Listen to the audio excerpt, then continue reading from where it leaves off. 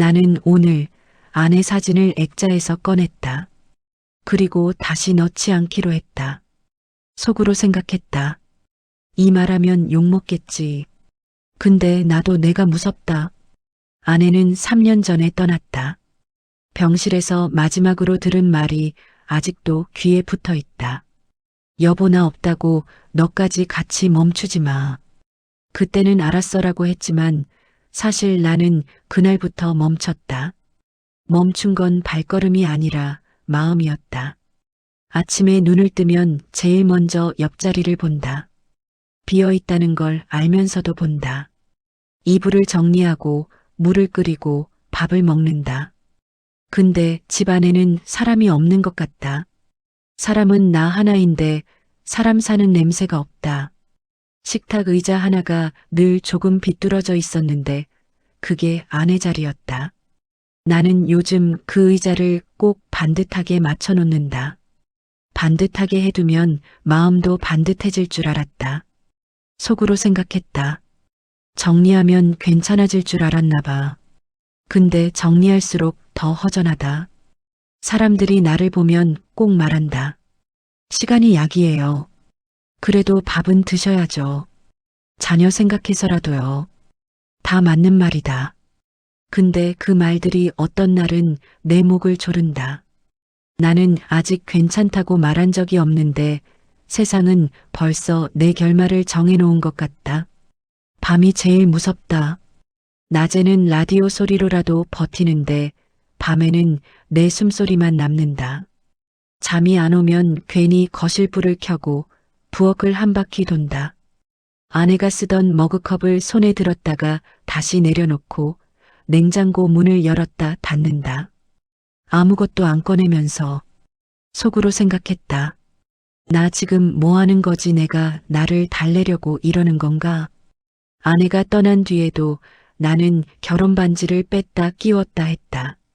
외출할 땐 끼고 집에 들어오면 뺐다. 왜 그랬는지 모르겠다.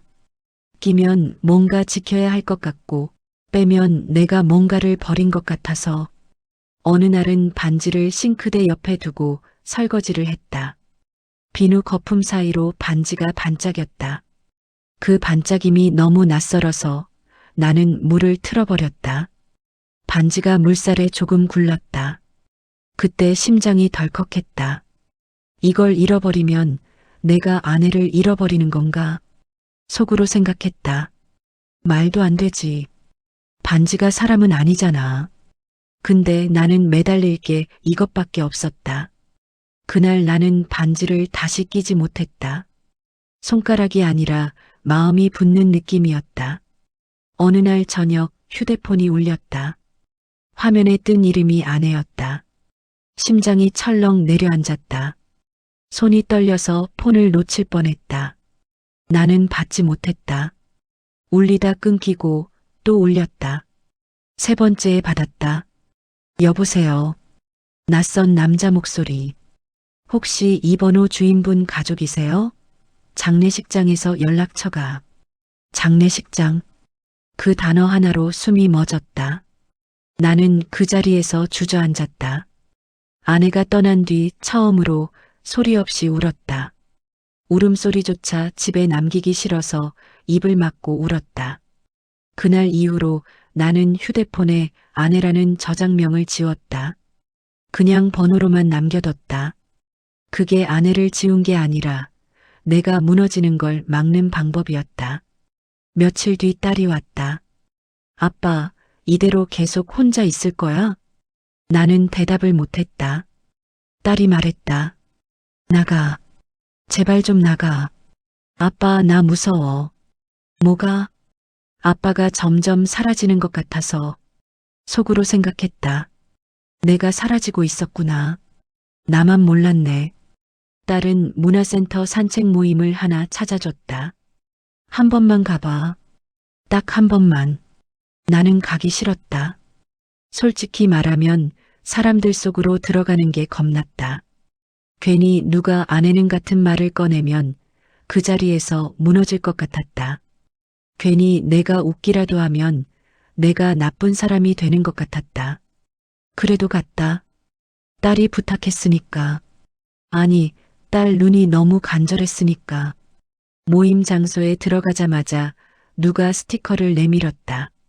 이름만 적어주세요. 이름. 아내가 떠난 뒤로 내 이름을 부르는 사람이 거의 없었다. 아빠, 아버지, 선생님.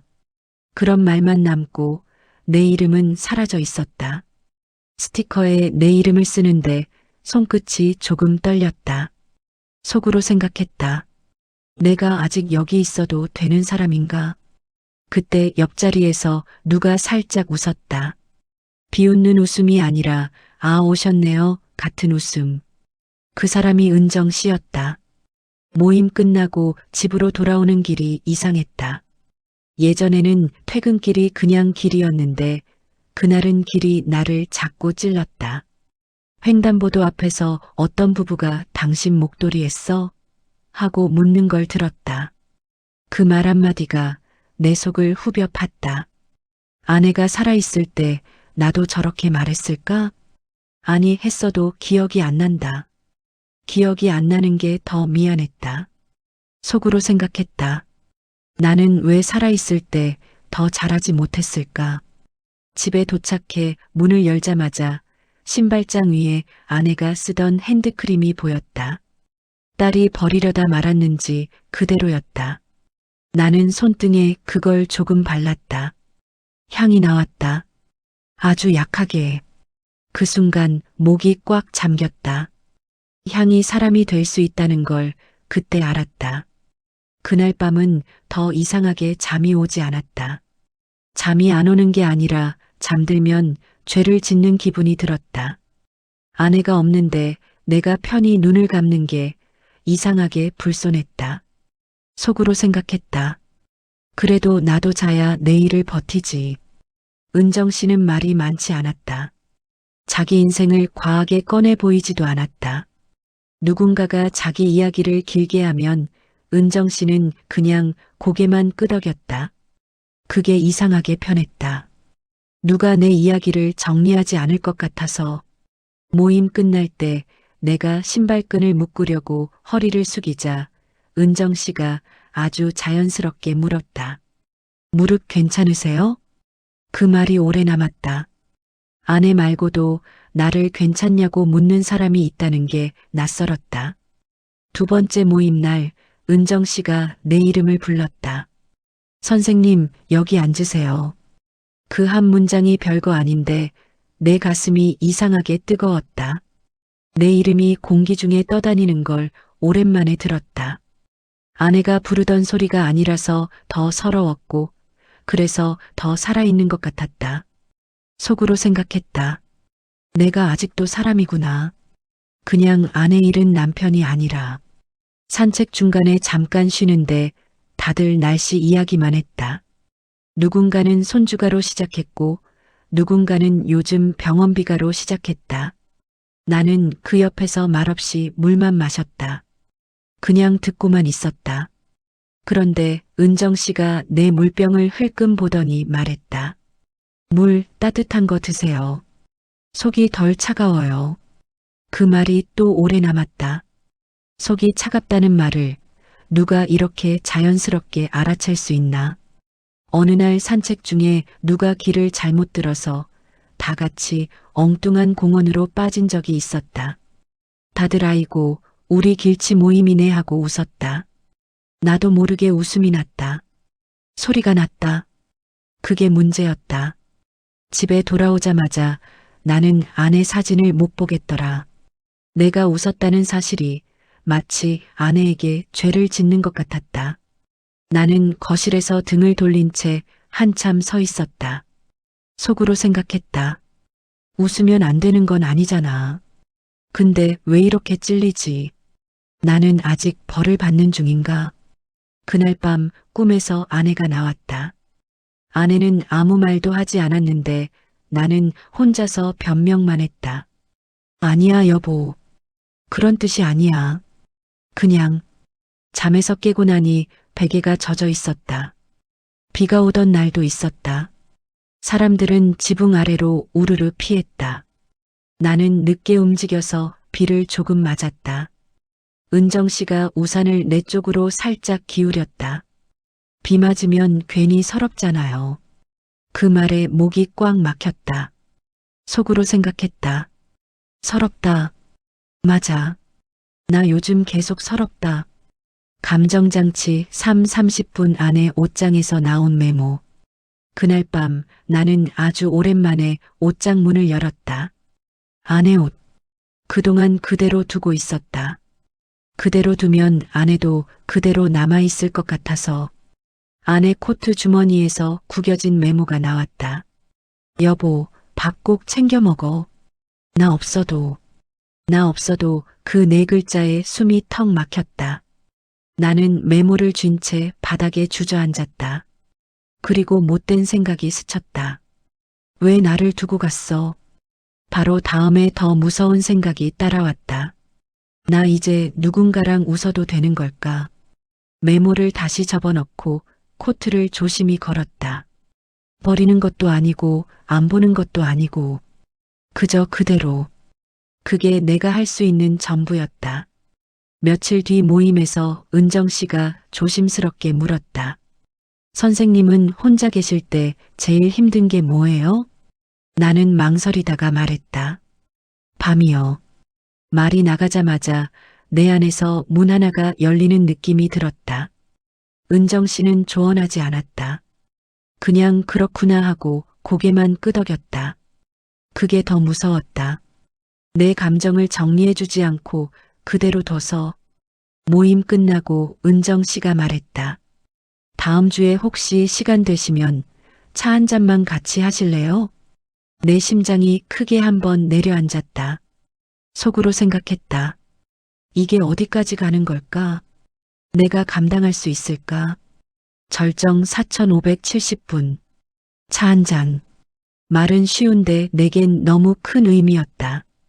아내가 떠난 뒤로 나는 누군가와 마주 앉는 일을 피했다. 오해가 무서웠던 게 아니다. 내가 무너질까봐 무서웠다. 그 사람이 나를 조금만 따뜻하게 봐줘도 내가 그 자리에서 울 것 같아서. 카페에 앉자 은정 씨는 따뜻한 차를 시켰다. 찻잔을 두 손으로 감싸는 습관이 있었다. 나는 자꾸 창밖을 봤다. 누가 볼까봐. 속으로 생각했다. 누가 보면 어때? 근데 왜 이렇게 숨고 싶지? 은정 씨가 말했다. 실례일 수 있는데요. 선생님은 사람들 속에 있어도 혼자 계신 것 같아요. 정확해서 숨이 막혔다. 감정장치 40~50분 금지어를 꺼내다 아내. 나는 결국 말했다. 아내가 3년 전에 떠났습니다. 혀가 돌처럼 무거웠다. 은정 씨는 놀라지 않았다. 대신 예상과 다른 말을 했다. 제가 부러워하는 게 있어요. 선생님은 기억할 사람이 있잖아요. 그리고 잠깐 숨을 고른 뒤 덧붙였다. 저는 기억할 사람이 없거든요. 그 말이 내 가슴을 쿵 치고 지나갔다. 그 순간 나는 처음으로 은정 씨의 외로움을 봤다. 내 외로움만 들여다보느라 남의 외로움이 들어올 자리가 없었는데 그날은 들어왔다. 속으로 생각했다. 나만 아픈 게 아니구나. 근데 그게 위로가 되면 안 되는데. 집에 돌아오는 길 갑자기 겁이 났다. 이게 맞나? 아내가 알면 뭐라고 할까? 딸이 알면 뭐라고 할까? 그날 밤 아내 사진 앞에 앉아 처음으로 속내를 말했다. 나 누군가랑 이야기하는 게 좋더라. 그리고 한참 후에 미안해. 며칠 뒤 딸이 집에 왔다. 나는 숨기지 못하고 조심스럽게 말했다. 아빠 요즘 모임 나가. 딸이 잘했네라고 했다. 마음이 풀려서 내가 더 말했다. 거기서 사람도 하나 알게 됐고. 그 순간 딸 표정이 멈췄다. 사람? 딸이 조용히 물었다. 아빠, 그 사람 엄마 자리 대신하려는 거야? 그 말은 칼이었다. 나는 말이 막혔다. 딸은 이어서 말했다. 엄마는 그렇게 쉽게 대체되는 사람 아니잖아. 맞는 말이라 더 아팠다. 설명하면 변명 같을 것 같아서 나는 아무 말도 못했다. 딸을 돌려보내고 문이 닫히는 순간 나는 벽에 등을 기대고 주저앉았다. 속으로 생각했다.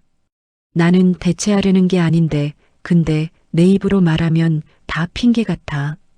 딸에게 혼난 다음 날 동네 친구에게 전화가 왔다. 야, 너 요즘 어디 다녀? 누가 그러던데 사람 만난다며? 나는 웃지도 못하고 화도 못 냈다. 사람들 입은 왜 이렇게 빠를까 보다. 내가 지금 숨기고 있구나가 먼저 떠올라서 속으로 생각했다. 나는 뭘 숨기고 있는 거지? 죄를 지은 것도 아닌데 왜 이렇게 움츠러들지? 전화를 끊고 나니 갑자기 겁이 더 났다.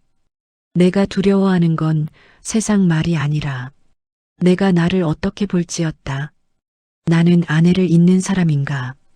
나는 외로움을 핑계로 쉬운 길을 가는 사람인가? 그래서 그날 은정 씨에게 일부러 연락을 안 했다. 피했다. 내가 감당이 안 될까봐, 아니, 내가 좋아질까봐. 그런데 이상하게도 피하면 피할수록 더 생각났다. 차를 마시던 찻잔, 우산을 기울이던 손, 그렇구나라고 말하던 목소리. 그런 게 자꾸 떠올랐다. 속으로 생각했다. 내가 지금 이 사람에게 기대고 있나? 그날 밤 은정 씨에게서 메시지가 왔다. 오늘 표정이 안 좋아 보이셨어요. 무슨 일 있으세요? 나는 한참을 휴대폰만 봤다. 답장을 쓰다 지우고, 그리고 평생 하지 않던 말을 썼다. 내일 만나서 이야기해도 될까요? 저 혼자 감당이 안 됩니다. 보내기 버튼을 누르는 순간 알았다. 이건 차 한 잔이 아니었다. 내 인생이 방향을 트는 문장이었다. 결말 7090분. 다음 날 우리는 공원 벤치에 앉았다. 날이 차가웠고 숨이 하얗게 나왔다. 나는 딸 이야기, 죄책감, 두려움을 털어놨다. 제가 잘못하는 걸까요? 속으로 생각했다. 정답을 누가 좀 말해줬으면 좋겠다. 근데 그런 건 없겠지. 은정 씨는 오래 침묵했다. 그리고 아주 조용히 말했다. 잘못 같은 건 모르겠어요. 가슴이 철렁했다. 그런데 은정 씨가 덧붙였다. 근데 선생님, 사람이 혼자서만 견디면 어느 날은 못 견디게 되더라고요. 그 말은 설교가 아니었다. 정답도 아니었다. 그냥 살아본 사람의 말이었다. 집에 돌아와 아내 사진 앞에 앉았다. 그동안 나는 사진 앞에서 늘 보고만 했다. 오늘 밥 먹었다. 병원 다녀왔다. 딸이 왔다 그런 말. 근데 그날은 처음으로 대화를 했다. 당신이 나보고 밥 챙겨 먹으라 했잖아. 숨을 고르고 말했다. 나 누군가랑 같이 웃어볼게. 그리고 아주 작은 목소리로 덧붙였다. 당신을 잊는 게 아니라 당신을 안고. 이상하게 죄책감이 조금 가벼워졌다. 사라진 건 아니고 내 어깨 한쪽으로 옮겨 앉은 느낌이었다. 그날 밤 딸 번호를 눌렀다. 통화 버튼을 누르기 직전까지 갔다가 또 멈췄다. 손이 떨렸다. 딸이 내 행복을 허락해 주길 바란다는 생각이 들었고 그 생각이 또 부끄러웠다. 속으로 생각했다. 허락을 받고 싶어하는 내가 참 초라하다. 다시 눌렀다. 딸이 받았다. 아빠, 나는 한참을 말 못했다. 그리고 겨우 말했다. 미안하다. 엄마 자리는 아무도 대신 못해. 나도 알아. 딸이 조용히 숨을 쉬었다. 나는 이어서 말했다. 근데 아빠가 엄마 없이도 살아야 하더라. 며칠 뒤 딸을 불러 밥을 먹었다. 이번엔 피하지 않았다. 엄마 자리는 비워둘 거야. 딸이 물었다. 그 사람은 좋은 사람이야? 나는 망설이다가 말했다. 나한테는 조용한 사람인데 내가 무너질 때 내가 무너진 걸 그대로 봐주는 사람이야. 딸은 한참 말이 없더니 아주 작은 목소리로 말했다. 아빠 행복해져도 돼. 그 말에 나는 숟가락을 내려놓고 오래 울었다. 아내 기일이 다가왔다. 그날만큼은 무슨 일을 해도 마음이 가라앉았다. 나는 납골당에 갔다. 꽃을 들고 물티슈를 들고 작은 빗자루까지 챙겼다. 아내 사진 앞을 닦는데 손이 떨렸다. 여보, 나왔어. 말이 입 밖으로 나오자 그제야 내가 남편이었다는 걸 다시 느꼈다. 그 자리에서 나는 한참을 앉아 있었다. 그리고 처음으로 이런 생각이 들었다. 당신에게 내 시간을 다 바쳐도 당신은 돌아오지 않는구나. 그 생각이 너무 잔인해서 나는 바로 고개를 저었다. 속으로 생각했다. 아니야. 이런 생각하면 안 돼. 근데 나도 이제는 살고 싶다. 집으로 돌아오는 길에 은정 씨에게 메시지가 왔다. 오늘은 잘 지내셨어요? 나는 한참을 망설이다가 답했다. 오늘은 좀 많이 무겁네요. 그리고 아주 솔직하게 하나 더 보냈다. 그래도 누가 물어봐 주니까 숨이 조금 쉬어집니다. 그날 저녁 은정 씨가 집 앞까지 왔다. 대단한 말은 없었다. 우리는 따뜻한 국 한 그릇을 먹었다. 국이 식지 않게 서로 젓가락을 천천히 움직였다. 그때 은정 씨가 내 손등에 살짝 손을 올렸다. 잡은 게 아니라 올린 거였다. 그 한 번의 접촉이 내 안의 얼음을 조금 녹였다. 속으로 생각했다. 이 따뜻함을 내가 받아도 되나? 나는 결국 은정 씨에게 말했다. 은정 씨는 아내를 대신할 사람이 아닙니다. 은정 씨가 조용히 물었다. 그럼 저는 뭔가요? 나는 한참을 망설이다가 말했다. 옆에 있어주는 사람, 그런 사람. 그 말이 나오자마자 눈물이 났다. 아내에게도 못했던 말이었다. 옆에 있어줘서 고맙다는 말. 속으로 생각했다. 나는 이제야 살아있는 사람에게 고마움을 말하는 법을 배우네. 나는 오늘도 문을 연다. 아내를 버려서가 아니라 아내를 안고서 다시 사람 쪽으로 가기 위해서. 속으로 생각했다. 사람들은 새 출발이라고 쉽게 말한다. 근데 내 새 출발은 달리기가 아니라 발을 떼는 일이었다. 오늘 한 걸음, 내일 한 걸음. 아내를 등에 업고도 걸을 수 있다는 걸 이제 조금 믿어보려고 한다. 그리고 가끔은 혼자 밥을 먹다가도 숟가락을 내려놓지 않는다. 예전엔 한 숟갈 뜨는 것조차 미안했는데 이제는 뜬다. 미안함을 삼키면서도 밥을 삼킨다. 그게 내가 살아있는 방식이니까. 내 인생 이막이 거창할 필요는 없다. 그냥 오늘 저녁 불을 끄기 전에 수고했다 한번 말할 수 있으면 된다. 그리고 내일 아침 문을 다시 열 수 있으면 그걸로 충분하다. 속으로 생각했다. 나는 아직 끝나지 않았다.